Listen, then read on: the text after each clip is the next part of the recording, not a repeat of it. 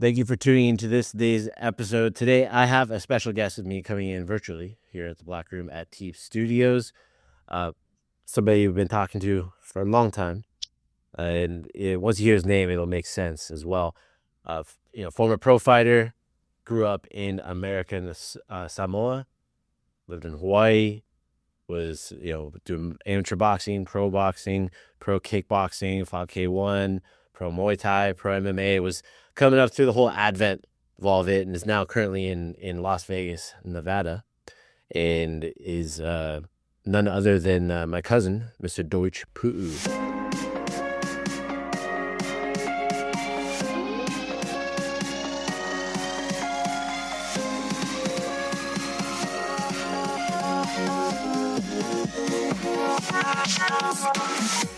Episode of the Pu'u Muay Thai Podcast is brought to you by pmtlifestyle.com, authentic Muay Thai lifestyle by Pu'u. Definitely go check out the website at pmtlifestyle.com for some awesome lifestyle merchandise. That's for those of you out there either involved in Muay Thai, looking at getting involved in Muay Thai, and embrace a healthier lifestyle to live the life of the Nok Muay. Go check it out. I want to talk about Black Room at Teep Studios. If you enjoy the content of this podcast, you will definitely enjoy the value that you get out of the Black Room and being a member of the Black Room. What it is it's a subscriber-based way to support the podcast. If you enjoy the podcast and want it to continue, I'm asking for your help. And in exchange, you're going to get an underground view of Muay Thai, American Muay Thai, as well as within Thailand. We have people who are now working on the ground in Thailand that are helping us get media, content, all that stuff. We're posting it there on Black Room, as well as behind the scenes footage of the podcast recordings when we're recording. After I stop recording for stuff that we broadcast, we put some subscriber based only content on there. So you're going to really get a lot of value out of that subscription. Okay. It's not just supporting the podcast. We also have podcast subscriber only merchandise that's coming out as well here in 2024. So you have to be a part of the Black Room in order to get access to that. So I'm asking you for your help on that, but I know that it's not so much of you helping me. It's going to be us giving you a ton of value that you're going to get and just enjoy it. And it's only $5 a month. All right. You can cancel it anytime. Every little bit counts. Please go join it. The link is down in the show notes. All right. Anyways, sit back and enjoy the show. I'm in here. Let's go. Woo! How's it? Let's go. Deutsch, thanks for coming in today and making time. I know you're busy, and one other thing too, I forgot to mention, he also did Brazilian Jiu-Jitsu black belt as well. So, funny story. I think I shared this with you, but I'll share for others, is when I was getting involved in fighting and combat sports once I was 18, this is still like YouTube wasn't really a thing, and I was searching like my name and just trying to find stuff like a family, because my family in Hawaii was separated. My grandfather separated from the family because he married a haole, and my grandmother on that side had like she was crazy too on top of it. But even she didn't like her, so they separated from the family, and so I didn't really have a connection with the family. So I'd always look around. I remember seeing like Deutsch Pu'u. I'm like, that name sounds German, and that my last name, like, what's going on? Like, is this? And then I saw him, like, he's a pro fighter. What the fuck? Like, yo, like, is this my family? Like, is this somebody? And then I started seeing you as YouTube started coming along, and then I saw a video of you, and then I saw your training with Jason Andrade. All of a sudden, it was like, hey, the world's all of a sudden very small, because I know Jason Andrade and stuff too. And then you were fighting, and me and you had talked throughout the years, like online, and we connected finally and able to chat and everything, man. But let's start from the beginning. So, growing up in American Samoa. So for those that don't know, like he's saying there's Western Samoa and then there's like American Samoa. So what was it like growing up on an island in the middle of the Pacific? Well, for one, we didn't have a real martial arts anything. We didn't have anything for martial arts. So it was a lot of island boy life, being in the villages and being on the jungles, basically. Just there was nothing. So the only thing that we could focus on martial arts wise was boxing. And we grew up boxing, and I got really good at boxing, and I ended up joining the military and not pursuing my fight career. And I felt like it was a good choice. It was it was grounded and rooted in truth that I joined the military because I wanted to receive the benefits that I received today. You Yeah. know, it's at a young age. I'm only, you know, still under 50, I'll say that. um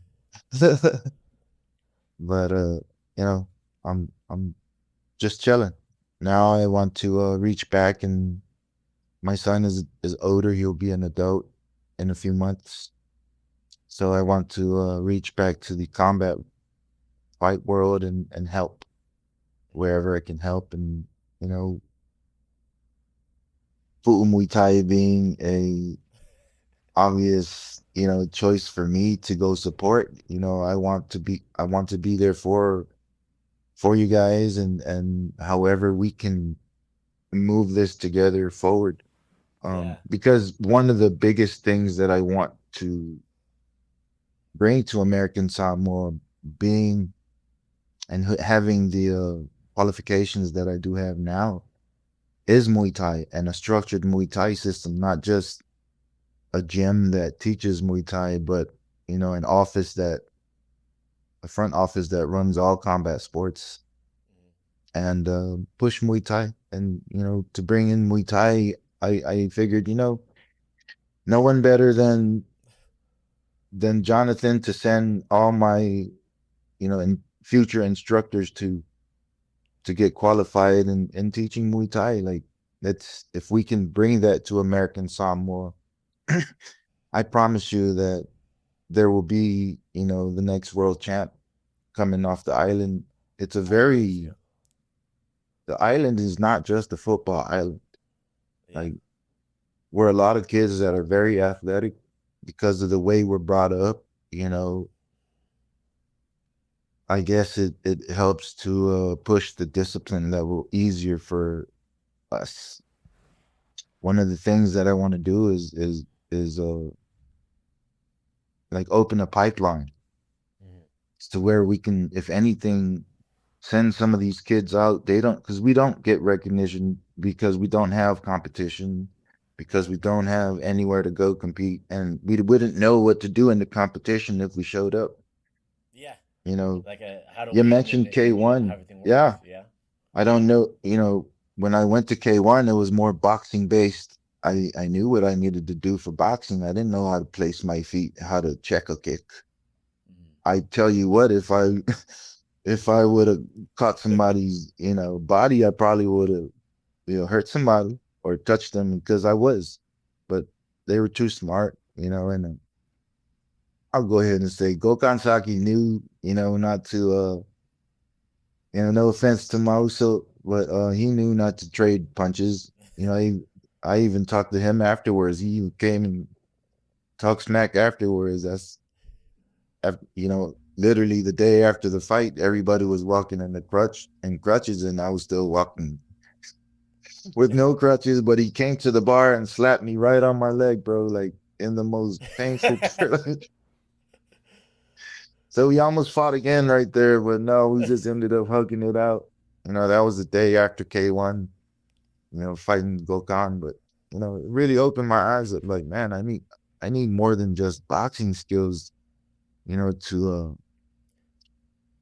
even survive in this ring with these, you know, giant guys. By that time, you know, some people were magically getting really, really big in the sport. Yeah. You know, like Go figure. physically huge, like, bro. But that was K1, you know, it Yeah, was it was good. unregulated. Yeah, Japanese organization, and it was Heavily. the thing is these guys really knew that game very well, right? And they were very good at using that game, not just like the game of getting big miraculously, but like also the game of K1 kickboxing. Yep. Just kickboxing, period. Just learning how to, I didn't know how to kickbox I didn't. I trained with a world, kickboxing champion, not in kickboxing. It, it like all I did, as far as kickboxing was, I remember at the time we had a kickboxing rule in Hawaii. If it's a kickboxing fight, you have to throw one kick higher than the waist in the whole round. So guys would come in the middle, kick each other waist, and then start going to town. They still do this. Like They the still do this. They still do this. Yeah, just one kick, Yeah. bang, and then go to town. Bang, bang, bang, bang, bang, bang, bang. You see what I mean? Because it's Yeah. the rule. Like we just want to go to town, but let's just get it out of the system. One kick. Bang. The infamous boot tap. But you know, I'm just glad now that my son is older, I'm able to get back to all of these ideas and businesses that I've been trying to get to. And the biggest one is the pipeline. So with the pipeline, that's going to bring a lot of business that I don't necessarily see myself running any of it, but it's going to happen. Yeah. If you just plant the system there and foster it a little bit, you just put a little bit, you just water it, it's going to grow because it's literally in the nature of like any island in Polynesia where it comes into fighting. It's literally what our ancestors grew up doing. It's in our bones, like we were talking about before we started recording. Going, in through all this, you went through, you did the kickboxing, you learned like, hey, I need to learn more of this. Where did you go at the time, like where you're like, hey, I need to start learning more about like kickboxing, Muay Thai, things like this too? Yeah, so at the time, again, during K1, I was learning a little bit here and there from people just how to check and just basic checking. I didn't really have anybody to go to. So I I just took what I learned from Kaji Kembo as far as kicking and blocking, but it's also a very basic blocking system. It wasn't, as advanced, or I would say fight based. It was more situational based. And that really didn't sit well with me. So like I I remember I was looking for different places. I went to it was mostly me training MMA at the time. But when I got to Las Vegas, I eventually found the opportunity, or somebody called me, my manager called me, and he was like, "Yo, K1 keeps calling. They want you to come fight and la la la." I said, "You know what? Let me go see." And so I went to see the man. I went to see Crew Jonathan Bagame and Jason and Andrada. Yeah, is that Fight Capital, And right? yeah, Fight Capital. I went to Fight Capital, because it meant a lot to me. Me being an MMA fighter, especially at the time, and Fight Capital being the first MMA gym ever in Las Vegas. Like I felt like it was the perfect connection. I don't know. I'm a kind of a spiritual guy like that, which is one of the reasons why I'm like, man, let's run Pu'u, bro. Let's run Pu'u Muay Thai, because I don't want to be a competitor. I want to help. I want to help push Pu'u Muay Thai. If I push Pu'u Muay Thai, I'm also pushing Pu'u Jiu-Jitsu. Let's just push Pu'u combat sports together. There you go. And this is like, us talking, like I already kind of knew that too, right? I was like, it makes sense. Like, Yep. I was telling you, I'm like, I just know like the Muay Thai, and that's my specialty, that's my jam, right?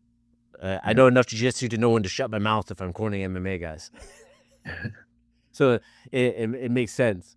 And going into, you were over there, you're Skipper Kelp's Fight Capital. That's like it was like a very it's a big deal. Like it's a big gym for a long time. A big name in Las Vegas. Yeah, you're right. And just being with I couldn't believe that Jason Andrade was able, like he spars everybody, bro. Like the little midget spars me. Like,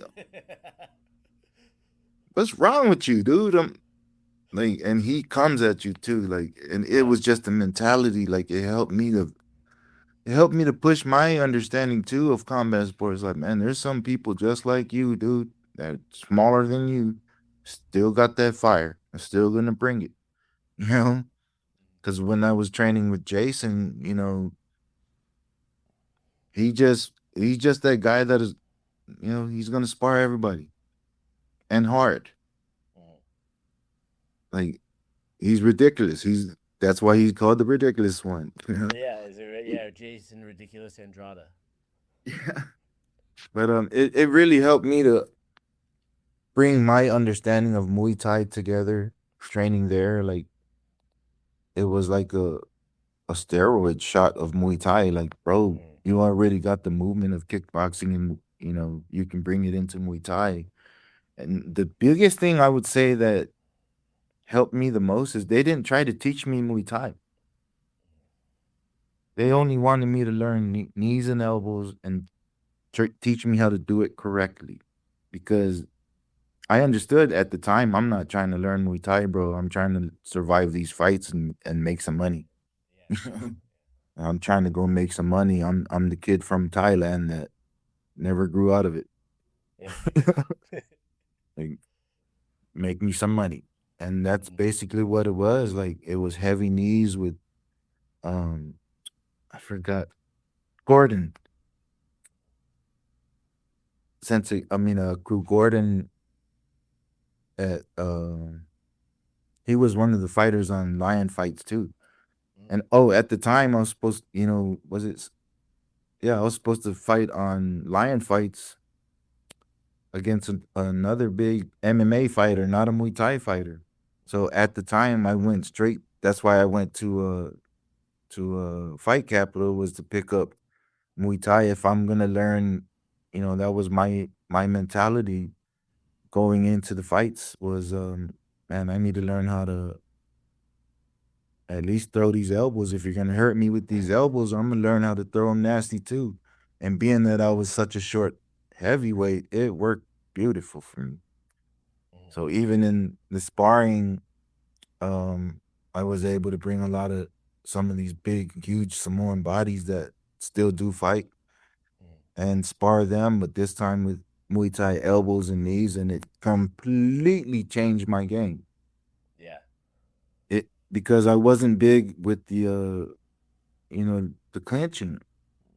I wasn't because I didn't understand the power of clinching.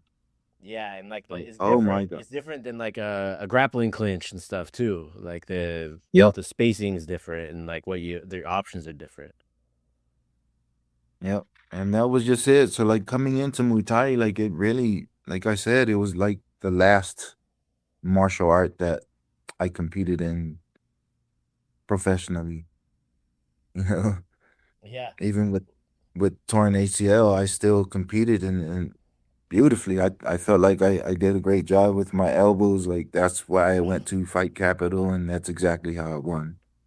Yeah. A Yeah. lot of us fighters. I'm sorry, good. I was gonna say like one of your fights. Like I had when I was posting on the Instagram story. Hey, I have my cousin Deutsch Pu'u coming on today.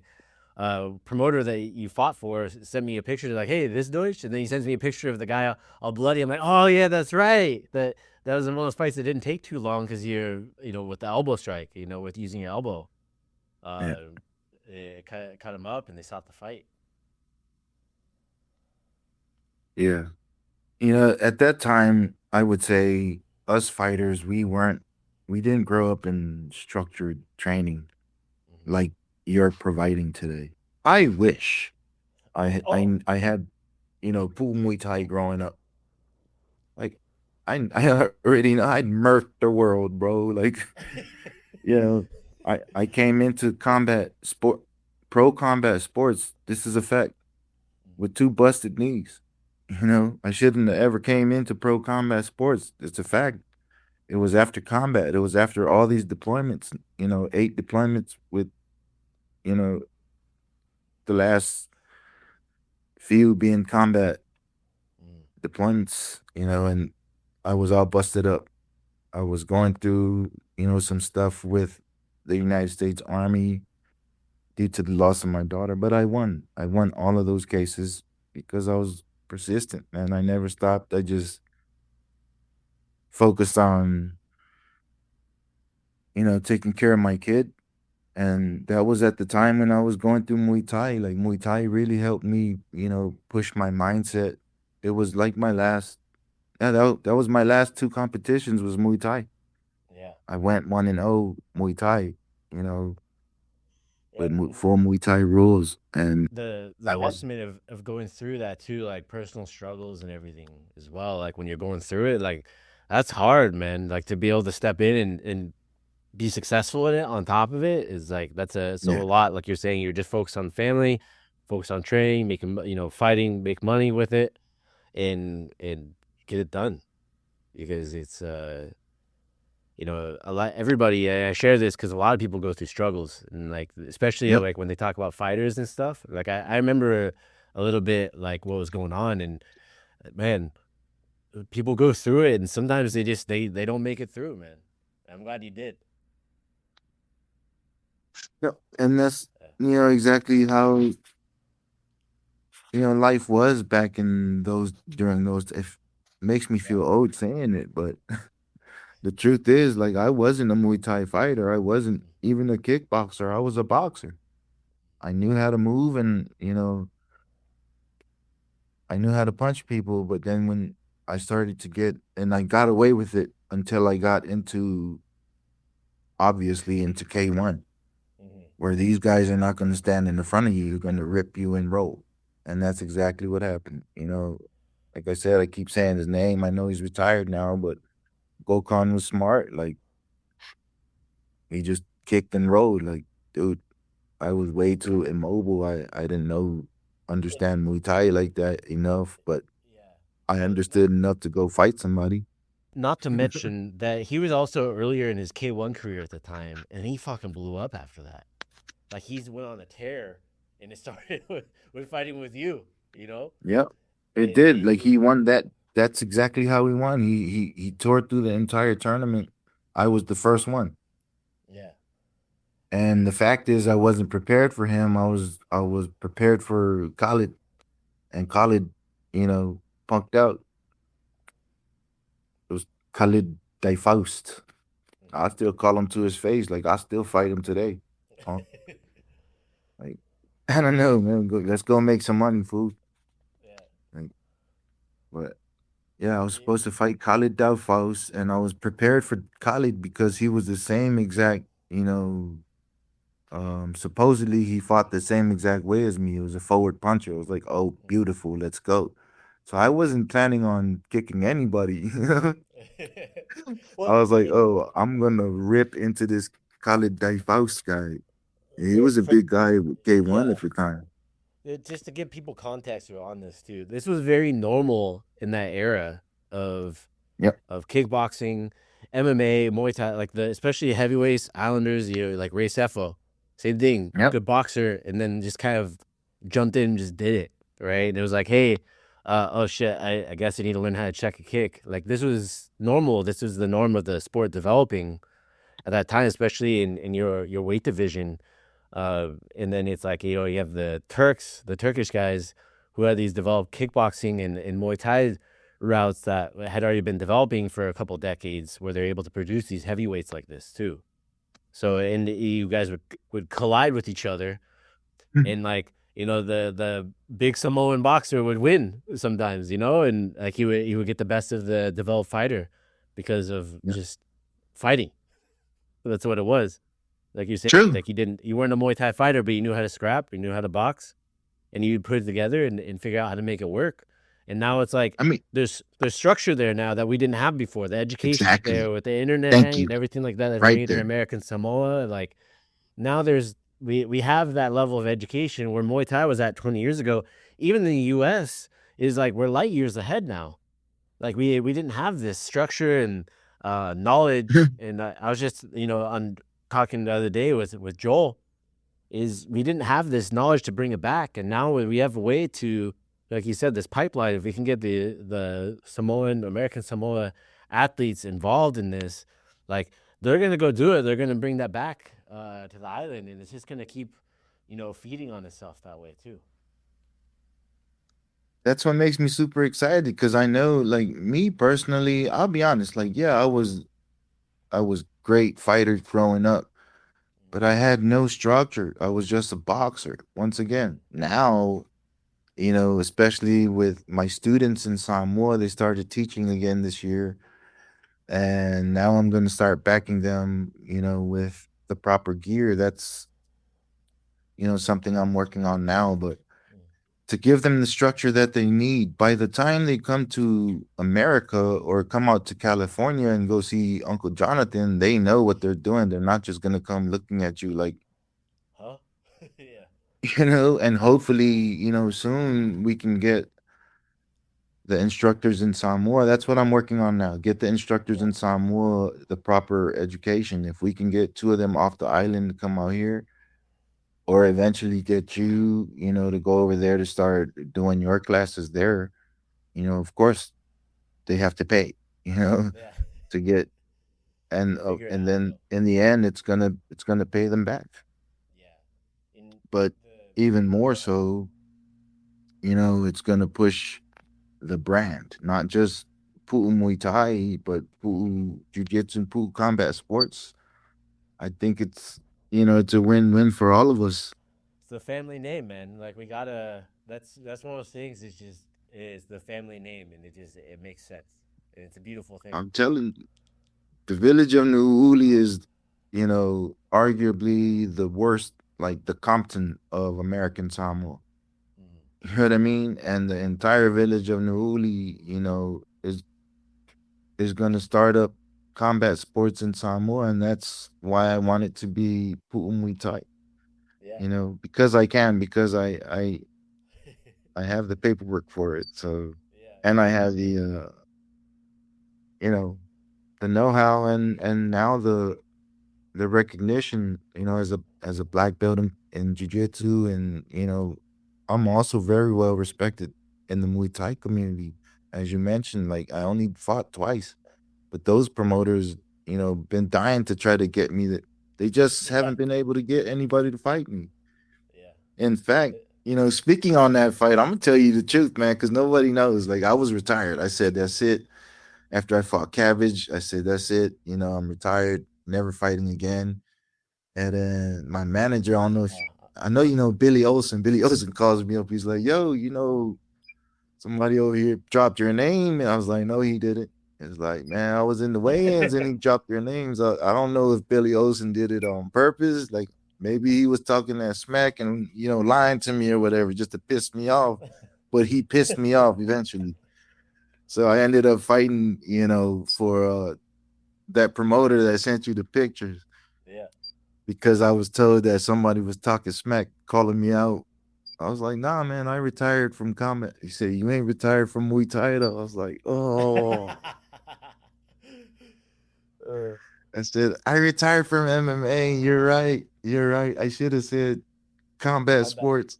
I said, I tell you what, after this fight, so at the time, I'll be honest, at the time I was preparing for WBC Muay Thai for the rounds in there. Why? Because there was no heavyweight. That they had a heavyweight African cat that was just a big bruiser, but he never fought. He wasn't big K1 guy or anything like that. It was the WBC champ. So at the time, I'm telling you the truth because I was part of that truth and I got my receipts. So, anyways, and no, I didn't sign no NDAs just in case they try to come for you. Yep. I was supposed to fly to China and fight in the rounds to basically choose who's going to fight for and be the American heavyweight to fight in the WBC Muay Thai. I was ahead uh, one other guy, and at the time, I think I was one fight ahead, but I ended up being training uh like partners with Steve Panda Banks. Oh yes, And at that's a the name that's time, me and familiar in Steve Muay Panda Thai. Banks were traveling and fighting together. And then while I was prepping for that fight, I tore my ACL. And I remember I told my manager, I was like, man, I don't feel comfortable, man. Send Steve. Like Steve's been training, he's ready. And Steve went and he won, bro. Yeah, WBC Muay Thai champ. I was so proud of him, man. And he called me. He was like grateful. I was like, he was saying, man, you help me. I was like, nah, man, my knee busted. It wasn't for me, bro. You know what I mean? yeah, It wasn't for me. Like I didn't have an ACL. It was like that big African cat would have put his weight on me and I would have collapsed. I right. remember because just a few fights before that, another big dude put his weight on my knee and I collapsed. Lungu, Andrew Lungu.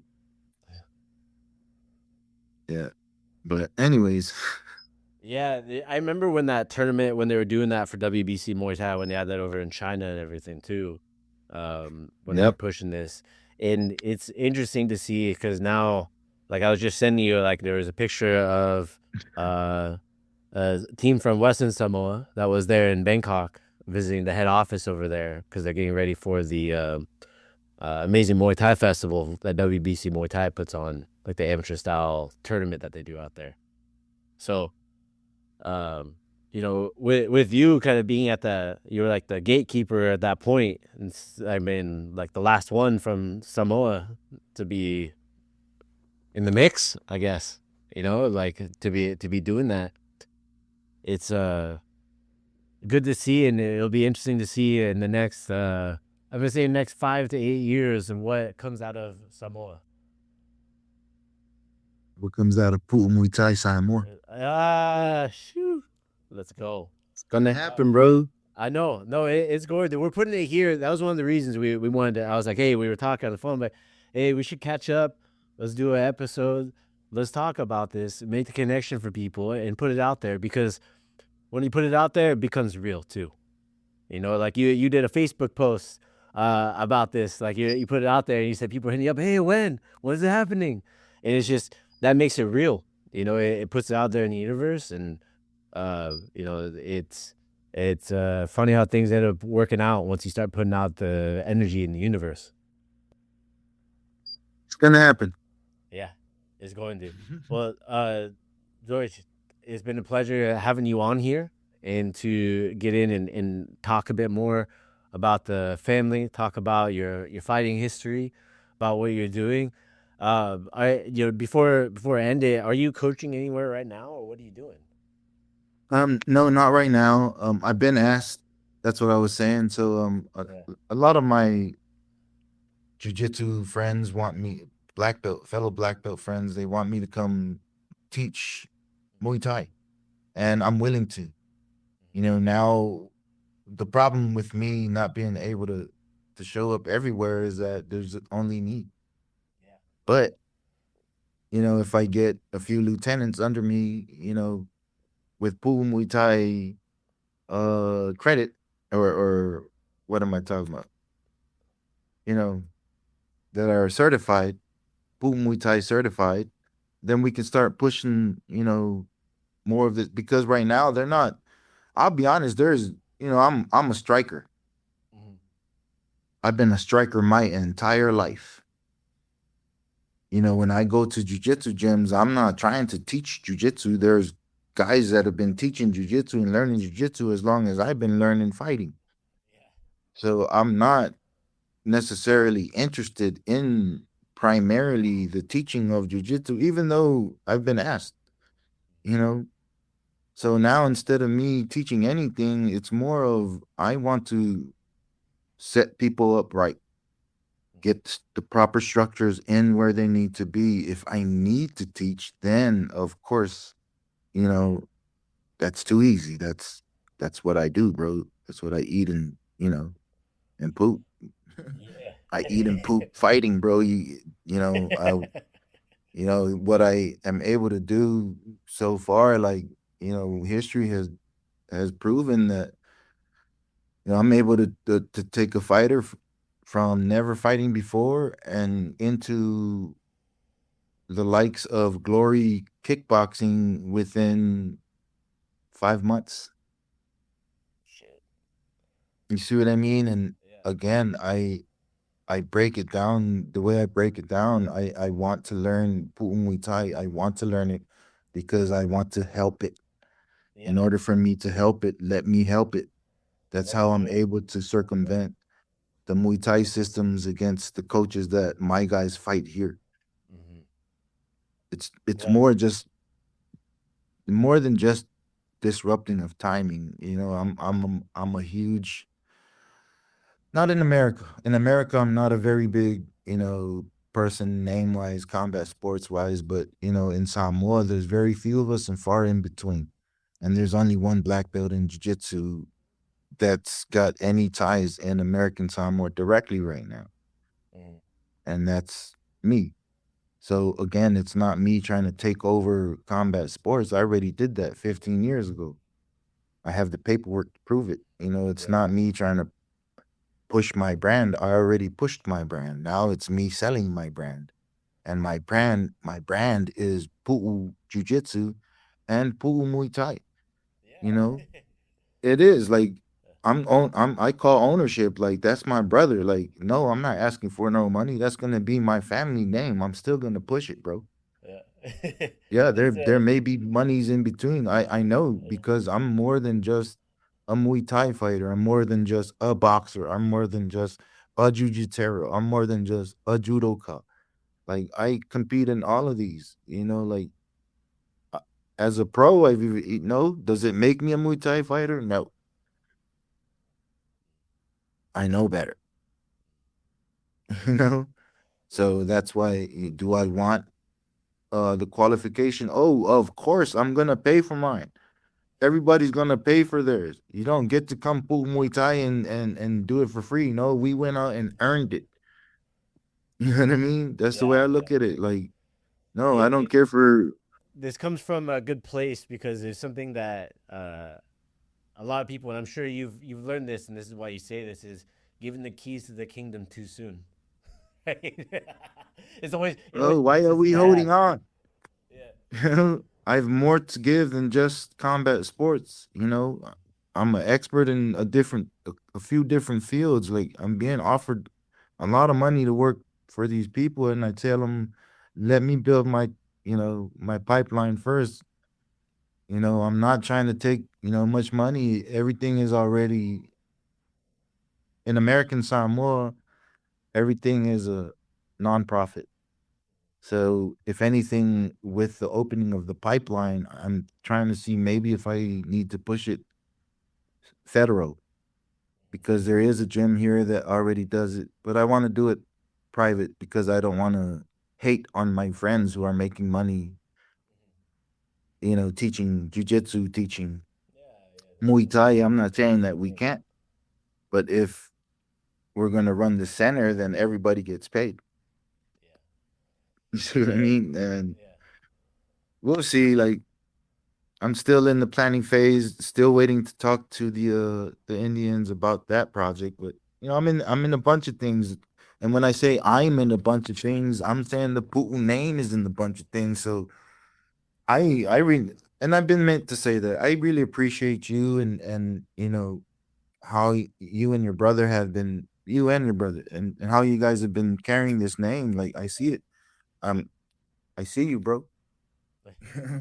Got it, man. um, The family name. That's It's exactly what I'm trying to do. I have brothers, like I said, Michael Pu'u is doing really good on my side. yeah. He finally got out of jail and now he's doing great with the family. He's my baby brother. Stanley Pu'u's doing decent. He's in and out of jail, but I know he just needs structure. I think that's really a Pu'u blood thing.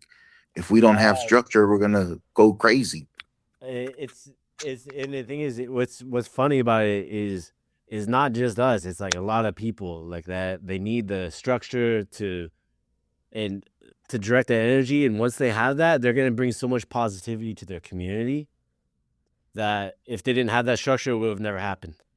You know, man, I know that it was the same thing for me too, man. Like I tell people all the time, I tell it's our kids program, I'm like, hey, I almost quit Muay Thai 2 years in. I almost quit because there's no opportunities. And for me, where I was at, I'm like, what would happen if I quit? They're like, oh, I don't know. I'm like, you wouldn't be here. And like, they kind of like, it clicks for them, you know? And it's to bring that to the people, the kids, your community. It's probably one of the best things that you can do because it's just the community. You focus on the family, community. Everything stems off of that.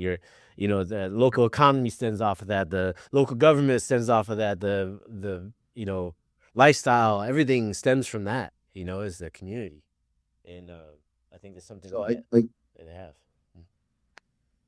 I almost forgot like that class coming up. I think I'm supposed to be in Virginia for a fight, but I'll We'll double figure it check out. again. Yeah, we'll Yeah. figure it out. But Deutsch, thanks for coming in today. What we'll do is, I'll get the link for if people want to connect to you. We'll get that all sorted out, and I'll make sure it's down in the show notes in the description. But before we go, you want to give a shout out to anybody? I just want to shout out to Minnesota boxing, Minneapolis, Minnesota. That's my brother-in-law. That's my brother-in-law, Joe Amouta. He's heavy in boxing, and that's one of the other things that I wanted to, kind of cover about because I do have a huge boxing background. Oh yeah, you do. And one of the things I wanted to offer to my friends that have their own gyms is possibly teaching Muay Thai, helping spread the sport, open up, especially with the Samoans. I can easier do it with Samoans, because we understand different. It's more of a warrior based structure. But shout out to Tomaso and Minneapolis boxing and everybody doing positive. If you're a Pu'u and your last name is Pu'u and you're not doing positive, man, hit me up, Boos. Maybe we need to talk and maybe I need to plan you out to go see Jonathan and get you hooked up on the business for the family. So Let's go. for real, for real. But other than that, I love y'all. I appreciate you, Jonathan, and keep doing your thing. So All right, that's going to be it for today. Thank you so much for tuning in today to the Pu'u Muay Thai Podcast. If you enjoy the content, go leave a review over on Apple Podcasts and on Spotify. Give us a rating. It means the world to us. Also, if you want to be a guest on the Pu'u Muay Thai Podcast, or if you just want to shout out to your friend, go check us out at podcast.puumuaythai.com. You can submit to be able to be a guest on the podcast. You can submit what you want to talk about. Also, if you want to just give a shout out, there's a button for that too. Sawadee Kop.